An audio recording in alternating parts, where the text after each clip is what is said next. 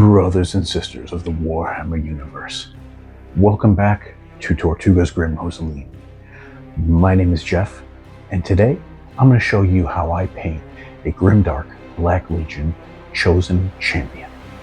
We just finished an amazing Halloween, and we're getting closer and closer to the end of this year, as well as getting to the end of painting my Black Legion chapter.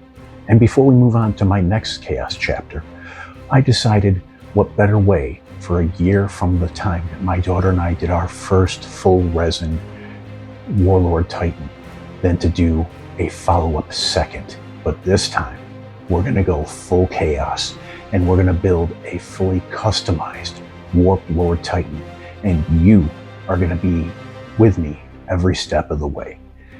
We'll be starting that end of December, but before then, I need you to do all those YouTube things that you do so well.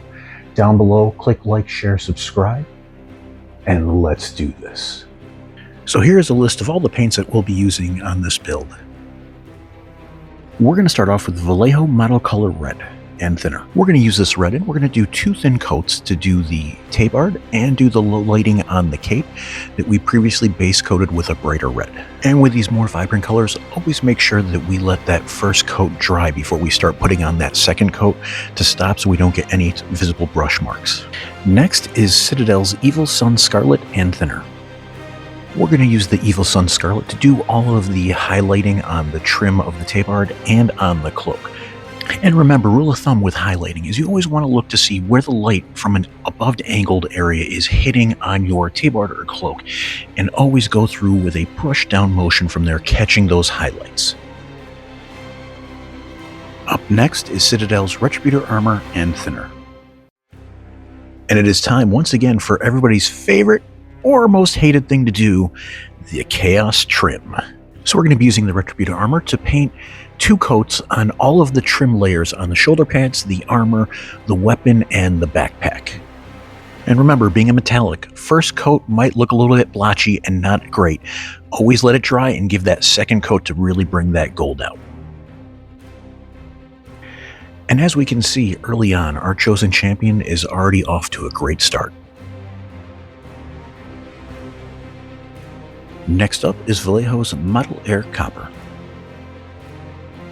So we're going to use the copper, and we're going to do, because it's a metallic, two thin coats, and we're going to use this to paint all the insignias on the armor, backpack, and shoulder pads. And again, when painting with metallics or vibrant colors, make sure you let that first coat dry before you come around with that second. That way you won't have visible brush strokes. Up next is Citadel's Leadbelcher and Thinner. We're going to be using the Leadbelcher to paint all of the metallics on the head, the armor, shoulder pads, backpack, and the weapons. And like always, we're going to do two coats of this. The first coat might come off a little blotchy, but don't worry, that second is going to come in nice and smooth.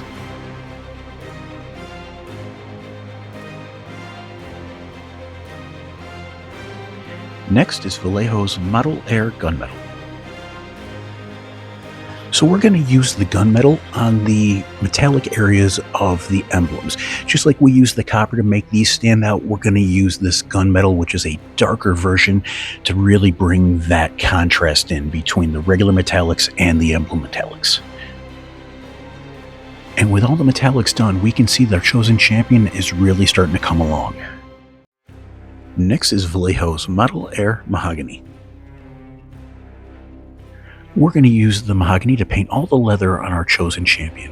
And remember, two coats. That first one is going to come off a little light, that second one is going to bring it in real nice.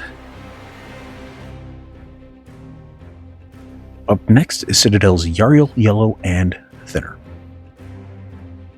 We're going to use the Yriel Yellow to paint the Eye of Horus on the armor, the bolt gun, and the battle axe. And after we let that first layer dry, we're going to do a second layer to really bring out that yellow.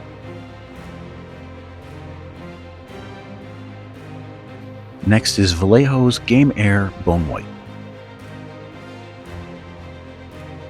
So we're going to use the Bonewhite to paint all of the bones, the fangs, and the skulls on the armor, shoulder pads, and on the backpack, that big spine and the skulls on the top. And I like using the airbrush version of this Bonewhite because I feel it's the least chalky of any of the paints that I've used. You can put this on nice and smooth and it goes in without having to worry about a buildup. But given it's an airbrush, we definitely want to put 2 coats on this because that first will not bring out the full vibrant color that we want with this.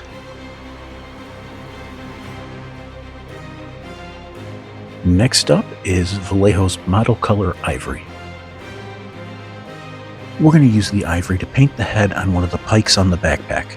Definitely something you don't hear every day. And just like everything, after that first layer dries, we're going to do a second thin coat layer. Up next is Vallejo's Model Air Chrome. We're going to use the chrome to paint the decorative skull faces on each of the sides of the backpack jets.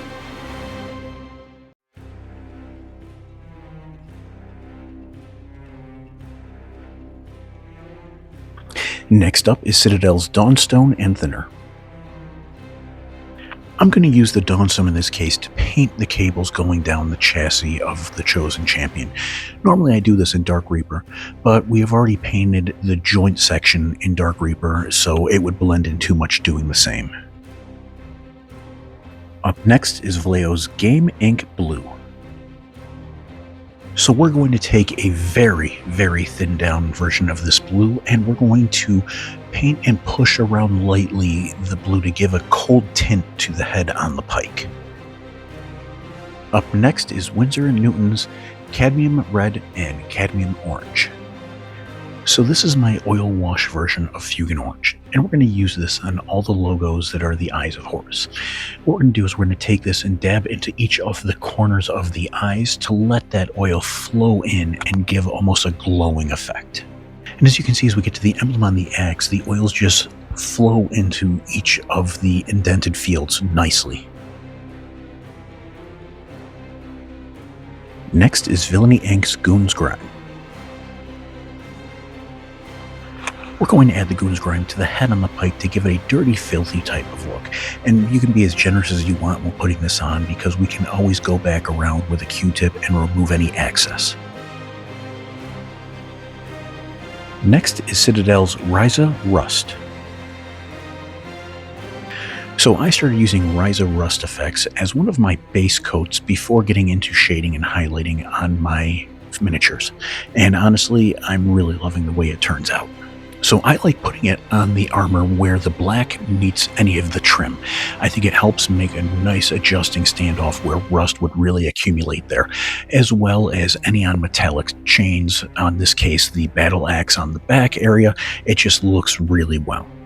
And don't worry about it being so bright. When we get into the weathering and shading, it's going to darken it down nicely. Up next is Citadel's Nihilakh Oxide.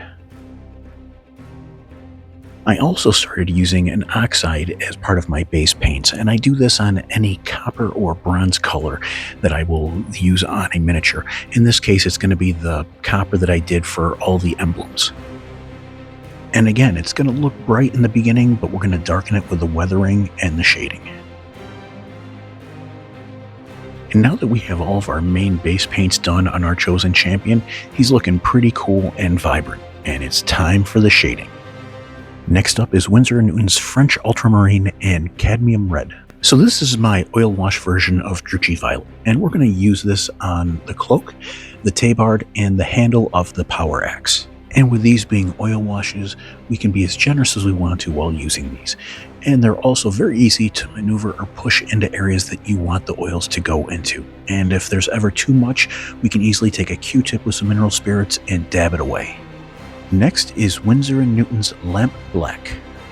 This is my oil wash version of Nuln Oil, and we're going to apply this to all the metallics. However, when we're applying this to the head of the axe, we want to be very delicate to make sure that we don't accidentally push this wash into the indentation of the Eye of Horus where we already have the other. Up next is Winsor & Newton's Lamp Black and Burnt Sienna. This is my oil wash version of Argak Earthshade, and we're going to apply this all over the armor, of all the black on the armor, the gold trim, the copper emblems, as well as the rust effect and the oxide effects to darken them up. And we're also going to put them on all of the bone areas, the fangs, the bones, the skulls, and you can even apply it onto the severed head on the pike. This is going to help give them a dark, dystopian-esque, almost like Mad Max effect on them. Next is Villainy Inc.'s Coelia Green. We're going to use the Coelia Green to bring another level of oxidation out to all the copper emblems. I really like these two different oxidation effects together. I think between the two they really stand out when using them. Up next is Villainy Inc.'s Sector Rust. We're going to use the Sector Rust on all of the black armor areas as well as the metallics. And unlike the other rust effect that we did earlier, we're going to do the entire black armor area with this one, instead of just the corners. And again, with this, we can be as generous as we want because we can always go back over it with a Q-tip and a little bit of mineral spirits to dab up any areas that just look too overwhelmed. With all the weathering and shading completed, we can now do a once-over and get ready for the highlighting. Up next is Vallejo's Model Air Chrome. We're going to use the chrome to highlight all the metallic areas as well as visually enhance all of the sharpened areas on the axe, the knife, the blade on the bolt gun, and the spear tips on the pikes.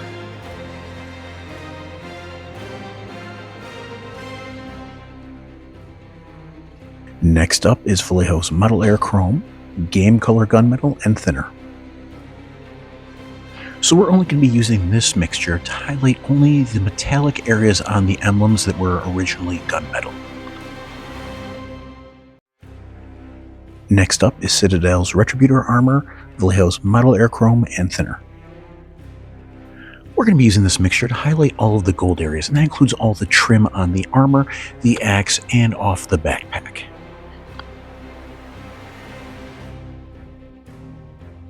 Up next is Vallejo's Model Air Chrome and Model Air Copper. And finally, we're going to use this mixture to highlight all of the copper emblem areas on the armor, the shoulder pads, and the backpack.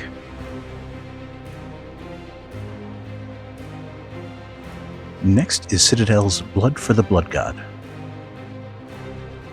You know what I'm going to say, you can't have Grimdark without a whole lot of blood, and Blood for the Blood God is going to give it to you.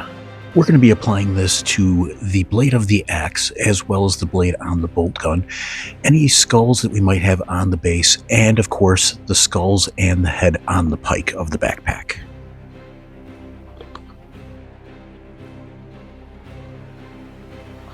And there you have it, a Grimdark Black Legion chosen champion.